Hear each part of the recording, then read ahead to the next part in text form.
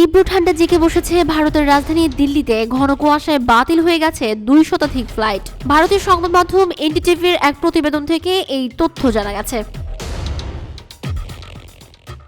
প্রতিবেদনে বলা হয়েছে, দিল্লির গান্ধী আন্তর্জাতিক বিমানবন্দরের পক্ষ থেকে জানানো হয়েছে, দৃশ্যমান শূন্যতে নেমে আসায় ফ্লাইট বাতিল করা হয়েছে। গত 24 ঘন্টায় যেখানে সর্বোচ্চ তাপমাত্রা ছিল 16 ডিগ্রি সেলসিয়াস আর সর্বনিম্ন 7.6 ডিগ্রি সেলসিয়াস। তবে তীব্র শীতে আরও খারাপ হয়েছে দিল্লির বায়ু। সেখানকার IQEI এখন 309, যা অত্যন্ত খারাপ হিসেবে চিহ্নিত।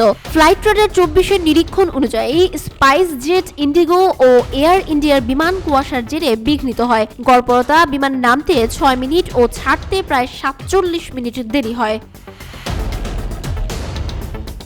স্পাইস জেট জানিয়েছে, অমৃতসর ও গুয়াহাটি যাওয়া আসার বিমান চলাচলে বিঘ্ন ঘটেছে। দিল্লি আসা যাওয়ার প্রায় সব দূরপাল্লার ট্রেনই দেরিতে চলাচল করছে। এদিন দিল্লি থেকে ছাড়া 24টি ট্রেন দেরিতে ছেড়েছে।